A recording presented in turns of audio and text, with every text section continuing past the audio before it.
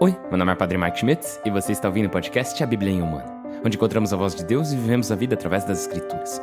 O podcast original The Bible in a Year foi produzido pela Ascension e essa é a versão brasileira traduzida pelo Heitor e dublada pelo Leandro. Usando a linha do tempo da Bíblia Grande Aventura, vamos ler de Gênesis até Apocalipse, descobrindo como se desenrola a história da salvação e como nos encaixamos nessa história hoje. É o dia 333, dia 333, que é 3 vezes o número 3, e é um número sagrado, o número da Trindade e tudo mais, muito da hora. Hoje também é o nosso último dia na penúltima página do plano de leitura. Hoje vamos ler o capítulo 12 de Atos dos Apóstolos, os capítulos 5 e 6 da primeira carta de São Paulo aos Coríntios e os versículos 1 a 3 do capítulo 28 do livro de Provérbios. Como sempre, a Bíblia que eu uso todos os dias é a Bíblia da Grande Aventura da Ascension em inglês. Você pode acompanhar-nos na qualquer Bíblia que você preferir. Nós recomendamos a Bíblia do Peregrino. Se você quiser saber quais são os seus próximos capítulos ou marcar o quanto você já leu, é só baixar o plano de leitura de graça no link na descrição do vídeo. E se você fizer isso, você vai poder ir marcando e no fim do episódio de hoje, você vai marcar o último dia da penúltima página. E aí você vai ver que falta bem pouco agora, o que traz um sentimento bom. Eu, pelo menos, gosto muito. Eu sinto que estamos realmente concluindo algo. E eu espero que você sinta algo assim também. De verdade, porque isso é incrível demais. Olha, hoje é o dia 333, o que significa que por 333 dias, seja eles consecutivos ou não, não importa. O que importa é que 333 vezes você disse: Senhor, eu quero ouvir o que tu tens a me dizer. E isso é sensacional, de verdade. Meus parabéns. Você pode também se inscrever no canal e ativar o sininho se você quiser. Você não é obrigado, mas eu te convido a fazer isso. Como eu disse, é o dia 333. Vamos ler Atos dos Apóstolos, capítulo 12, a primeira carta de São Paulo aos Coríntios, capítulos 5 e 6, e Provérbios 28, versículos de 1 a 3. Atos dos Apóstolos, capítulo 12. Martírio de Tiago, Pedro encarcerado. Nessa ocasião, o rei Herodes iniciou uma perseguição contra alguns membros da igreja. Mandou degolar Tiago, o irmão de João. E vendo que agradava aos judeus, decidiu prender Pedro durante a festa dos ázimos. Ele o deteve e o lançou na prisão, confiando sua custódia a 4 piquetes de 4 soldados cada um. Sua intenção era apresentá-lo ao povo depois da Páscoa. Enquanto Pedro era mantido na prisão, a igreja rezava fervorosamente a Deus por ele. Chegava o momento em que Herodes o iria expor, e na noite precedente, Pedro dormia entre 2 soldados, preso a 2 correntes, enquanto as sentinelas montavam guarda à porta. De repente, apresentou-se um anjo do Senhor e uma luz resplandeceu no recinto. Tocando Pedro no lado, o acordou e lhe disse: Levanta-te depressa. As correntes lhe caíram das mãos e o anjo lhe disse: Cinge-te e calça as sandálias. Assim fez. Acrescentou: Põe um manto e segue-me. Saiu atrás dele, sem saber se era verdade o que estava acontecendo por meio do anjo. Parecia-lhe uma visão. Passaram a primeira guarda e a segunda. Chegaram à porta de ferro que dava para a rua, que se abriu sozinha. Saíram, e quando haviam andado uma rua, o anjo se afastou dele. Então Pedro, voltando a si, comentou: Agora entendo de fato que o Senhor enviou seu anjo para livrar-me do poder de Herodes e de toda a expectativa do povo judeu. Já lúcido, dirigiu-se à casa da mãe de João, apelidado Marcos, onde alguns estavam reunidos orando. Bateu à porta e uma criada, chamada Rosa, saiu para abrir. Ao reconhecer a voz de Pedro, de tão contente, não abriu a porta, mas correu para anunciar que Pedro estava diante da porta. Disseram-lhe: Estás louca? Mas ela insistia que era verdade. Replicaram: Será seu anjo. Pedro continuava batendo. Abriram e ficaram paralisados de espanto. Ele fez um gesto com a mão para que se calassem e lhes contou como o Senhor o havia tirado da prisão. E acrescentou: Contai-o a Tiago e aos irmãos. Depois saiu e foi para outro lugar. Quando amanheceu, os soldados estavam muito agitados pelo que teria acontecido com Pedro.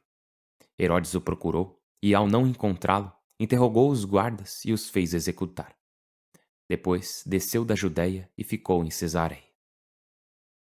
Morte de Herodes. Estava furioso contra os tírios e os sidônios. Eles, de comum acordo, apresentaram-se ao rei, conquistaram Blasto, camareiro real, e pediram a paz, pois sua região recebia as provisões do território do rei.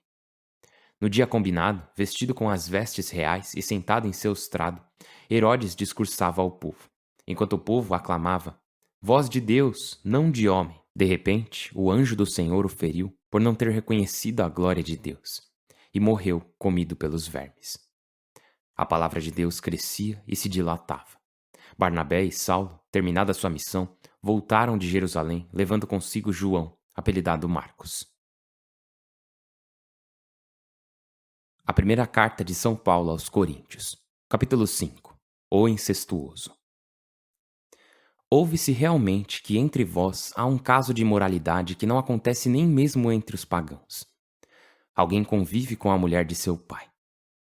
E vós, tão orgulhosos, nem sequer vos entristeceis, de modo que seja expulso da comunidade aquele que comete tal ação. Eu, de minha parte, ausente de corpo, mas presente em espírito, já dei a sentença contra aquele que comete tal delito, como se eu estivesse presente.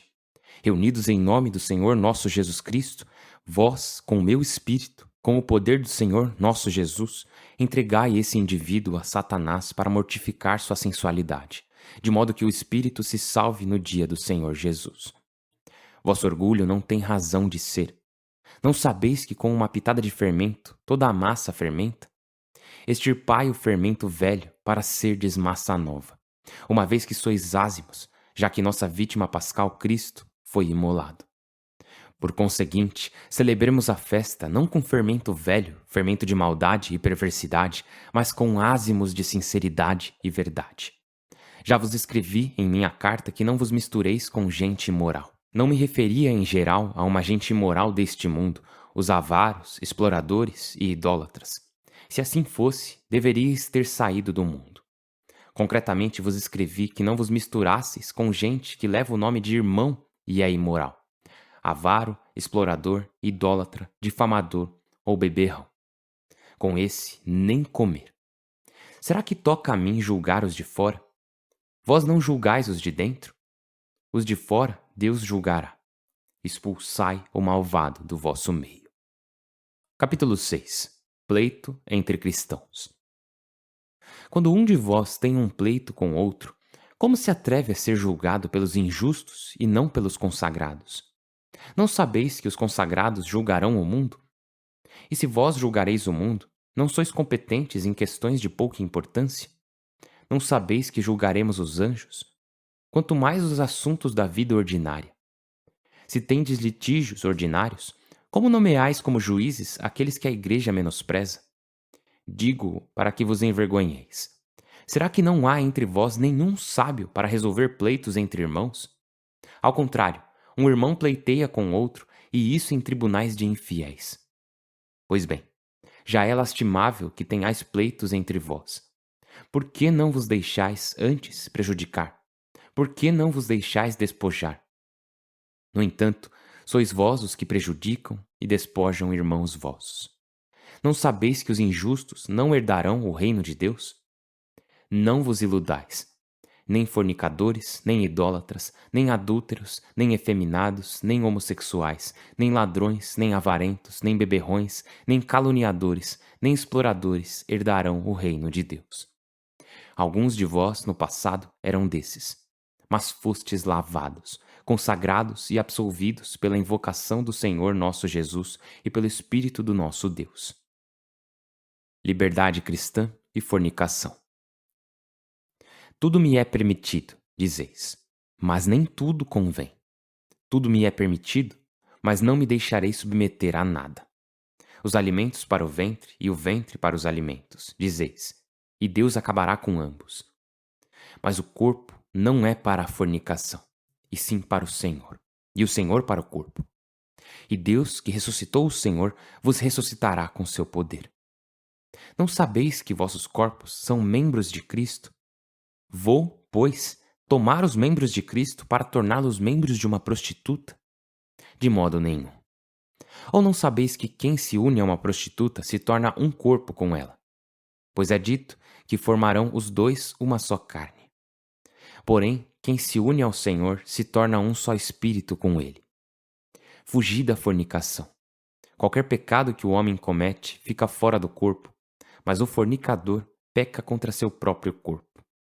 Não sabeis que vosso corpo é templo do Espírito Santo, que recebeis de Deus e reside em vós, de modo que não vos pertenceis, Ele vos comprou pagando um preço.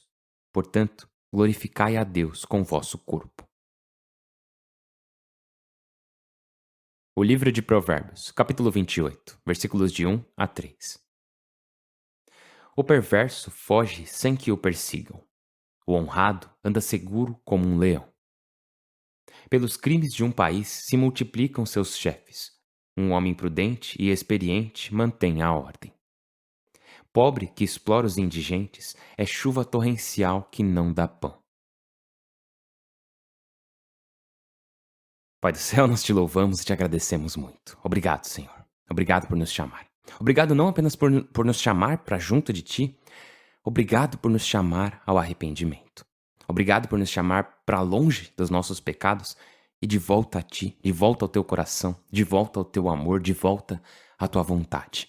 Senhor Deus, é tão fácil para nós nos desviarmos, é tão fácil fugirmos de ti. E às vezes tentamos até justificar nossa fuga de ti. Nos ajude a nunca fugir. Nos ajude a nunca ceder aos nossos desejos primitivos, a nunca ceder à nossa inclinação ou tentação ao pecado. Mas nos ajude, de todas as formas, a dizer sim a ti, a dizer sim à tua vontade, a dizer sim ao teu chamado, para que nos arrependamos, para que nos afastemos do que nos mata e nos voltemos para ti, que nos dá a vida. Por Cristo nosso Senhor. Amém. Em nome do Pai, e do Filho e do Espírito Santo. Amém. Então, em Atos dos Apóstolos, hoje, vimos Tiago, o irmão de João, sendo morto por Herodes. Nesse capítulo, no capítulo 12, vemos, por um lado, um apóstolo, Tiago, sendo morto por Herodes. Enquanto o outro apóstolo, Pedro, é resgatado pelo Senhor de Herodes. E isso nos faz pensar, eita, Deus livrou milagrosamente Pedro da prisão. Por que ele não livrou milagrosamente Tiago de ser decapitado? E isso pode se tornar, de novo, pode se tornar uma grande dúvida, né? Uma grande pergunta sem resposta, um mistério com M maiúsculo. Quando olhamos para o mundo e dizemos, Senhor, tu poupaste a minha vida nessa situação. Mas essa outra pessoa que eu amo, uma pessoa que eu conheço, talvez até alguém que eu nem conhecesse, mas eu ouvi falar, não foi poupada. Por que, Senhor? E podemos ficar bem perturbados com essas questões, e faz sentido porque realmente não temos uma resposta. Mas o que sabemos é que somos chamados a confiar no Senhor. Tiago, nos últimos momentos de sua vida, confiou no Senhor. Pedro, enquanto estava deitado, acreditando que aqueles eram os últimos momentos de sua vida, confiou no Senhor. Nós não conhecemos o caminho para o destino, mas conhecemos o destino. O destino é o próprio Deus. O destino, o fim da jornada, é Ele. O objetivo da jornada é Ele. O destino é a vida com Ele para sempre. Não conhecemos o caminho. Às vezes o caminho está ali, como foi com Tiago, que foi morto, mas ele chegou ao seu destino. Enquanto Pedro, o Senhor disse a ele, você ainda tem anos pela frente, você ainda tem que fazer muitas coisas antes de descansar. Então ele foi libertado. De novo, conhecemos o destino, mas não conhecemos o caminho para o destino. E, às vezes, assim como vimos hoje no capítulo 12 de Atos dos Apóstolos, às vezes o caminho para o destino é a morte, é o sofrimento, a dor. E às vezes é um milagre, é participar de um milagre como São Pedro participou. A única coisa que temos a fazer é dizer sim ao caminho que o Senhor tem para nós. É dizer, ok, Senhor, seja o que for, confiamos em Ti, porque sabemos que o destino final é o Senhor. E esse foi o capítulo 12 de Atos dos Apóstolos. Mas hoje também vimos os capítulos 5 e 6 da primeira carta aos Coríntios, que eu espero que sejam desafiadores para nós, que abram um pouco os nossos olhos, porque, lembra, eu mencionei ontem que viver como um coríntio era basicamente dizer que alguém estava vivendo uma vida depravada, por assim dizer, vivendo uma vida na escuridão em termos de moralidade. E eu falei que iam ter coisas bem pesadas, que nem aqui, ele diz, e eu acho legal dizer que essa parte é para maiores de 13 anos, tá? Mas basicamente, tem lá um cristão que está vivendo com a esposa de seu pai, então uma madrasta, né? E São Paulo está dizendo aqui que esse tipo de comportamento, ele não acontece nem entre os pagãos, muito menos aqui entre os cristãos. Agora, tem uma coisa interessante, você pode dizer, mas onde Jesus disse que não era para fazer isso? E ainda assim, sabemos que não devemos fazer isso. Não apenas o Antigo Testamento alude a isso, mas também reconhecemos que a moralidade sexual não necessariamente, sabe, os ensinamentos do Senhor, os ensinamentos da Bíblia e os ensinamentos da igreja nem sempre especificam cada desvio ou cada, na falta de um termo melhor, perversão ou uso indevido da função sexual possível. Não tem isso, porque o ser humano é bem criativo, né? E podemos distorcer coisas boas quase que de maneiras infinitas. Mas o que São Paulo está dizendo ele está meio que dizendo, eu tô de coração partido. Vocês me deixaram decepcionado e também um pouco horrorizado pelo fato de que tem alguém entre vocês que afirma ser um seguidor de Jesus, mas que está vivendo publicamente de uma maneira que vai contra o que acreditamos. E vocês estão tranquilos com isso. E na verdade ele até diz, vocês estão sendo orgulhosos, nem sequer vos entristeceis. E isso é algo que acontece muito, né? Às vezes tem lá uma figura pública que está claramente violando as leis de Deus, claramente violando as leis da igreja, e ainda assim afirmam ser cristãs, afirmam ser católicas. E aqui São Paulo, ele é curto e grosso, a solução dele é simples. O que ele recomenda é o seguinte, ele diz, entreguem-no a Satanás. E é o que ele diz, né? Reunidos em nome do Senhor nosso Jesus Cristo, entregai esse indivíduo a Satanás para mortificar sua sensualidade. Agora, isso não é expulsá-lo. E aqui está a origem do que chamamos de excomunhão. A excomunhão significa que você não está mais em comunhão conosco. Portanto, você precisa perceber que as suas ações o colocaram fora do relacionamento com a igreja. E é algo bem interessante, na verdade. A excomunhão não faz nada além de simplesmente reconhecer um fato. E assim, lembra da abertura dos Flintstones? Eu não sei se vocês se lembram, mas nela o Fred Flintstone, pega o Dino, que é meio que o cachorro dinossauro deles, e o coloca pra fora e fecha a porta. Então, às vezes a gente pode ter essa imagem na nossa mente que é disso que se trata a excomunhão, mas não é. Ela não coloca ninguém pra fora da casa. O que a excomunhão faz é declarar, é mostrar algo que já é uma realidade. Por exemplo, uma pessoa que se afastou da igreja por suas próprias escolhas e ações, que nem esse homem aqui no capítulo 5, ele já se colocou fora da comunidade ao viver dessa maneira. A igreja, portanto, deve dizer, estamos declarando, estamos te mostrando que é nessa situação que você se encontra. Você não está em comunhão conosco. E assim, né, a questão é que você não pode receber a comunhão, você não pode participar da Santa Comunhão porque você não está em comunhão conosco. Você está se colocando fora da família, você está se colocando fora da comunidade. E ao mostrar isso, a ideia é, que nem São Paulo disse, entregar esse indivíduo a Satanás para mortificar sua sensualidade de modo que o espírito se salve no dia do Senhor Jesus. A ideia é que ele perceba que está do lado de fora e retorne. Que ele entenda e diga, nossa, eu preciso me arrepender da forma como eu tenho vivido. E é necessário alguém avisar porque naquele momento as pessoas que convivem com ele estão tolerando isso e elas não estão chamando ele à conversão. E, infelizmente, isso que aconteceu em 1 Coríntios ainda acontece. Acontece há 2000 anos e a igreja teve que exercer esse poder de excomunhão, teve que exercer esse poder de dizer, olha, você está afirmando ser um de nós, mas você não está vivendo como um de nós. Então a gente precisa te dizer isso, você tá errado e não tá se arrependendo do erro. Então não pode ficar assim.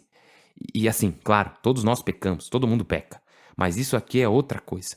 E se você é católico, você sabe que na Igreja Católica, quando cometemos um pecado grave, um pecado mortal, temos que ir nos confessar antes de receber a comunhão.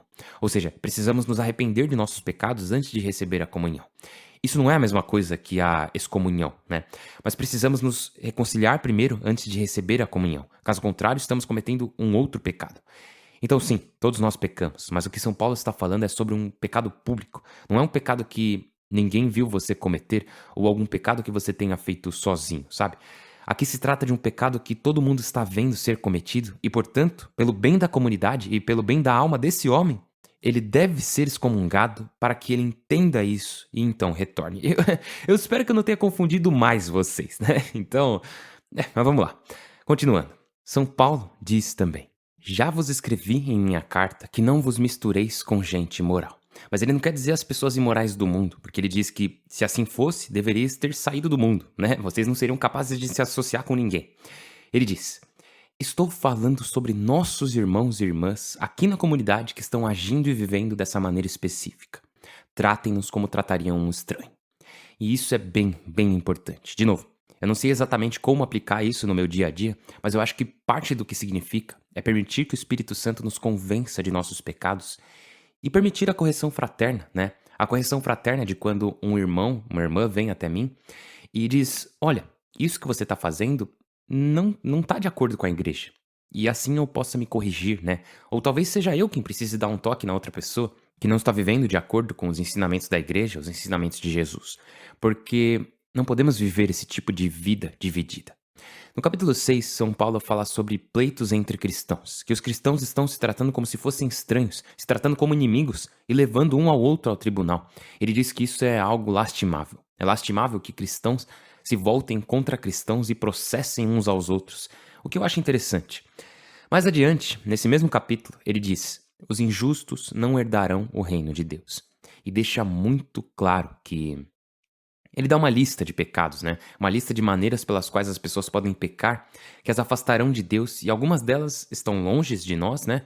Mas algumas delas estão bem próximas de nós. Ele diz: nem fornicadores, nem idólatras, nem adúlteros, nem efeminados, nem homossexuais, nem ladrões, nem avarentos, nem beberrões, nem caluniadores, nem exploradores herdarão o reino de Deus. E assim, podemos ver essa lista e dizer: ah, mas eu não faço tudo isso. Mas São Paulo não disse que você precisa fazer todas essas coisas. É qualquer uma delas, né? E você pensa: ah, não, eu não faço isso. Tipo, eu não sou adúltero. Beleza. Eu já roubei? Não, eu não sou ladrão. Tá, então eu me embriago com frequência? Porque assim, às vezes podemos nos ver como uma exceção. Pensar que não somos como os outros. Mas qualquer pecado dessa lista podem separar uma pessoa do Senhor e mantê-la afastada da vida eterna com Ele. E essa lista está aqui na palavra de Deus, então precisamos prestar atenção a cada palavra que ele nos diz. Agora, aqui estão as boas notícias. São Paulo diz a eles: e alguns de vocês eram assim. Essa lista inteira: avarentos, imorais, idólatras, adúlteros, homossexuais, ladrões, bêbados, fornicadores. Muitos de vocês já foram assim. Mas aí ele continua. E nossa, isso é tão incrível. Pessoal, aqui está a boa notícia. Ele diz: alguns de vós no passado eram desses. E aí vem a boa notícia.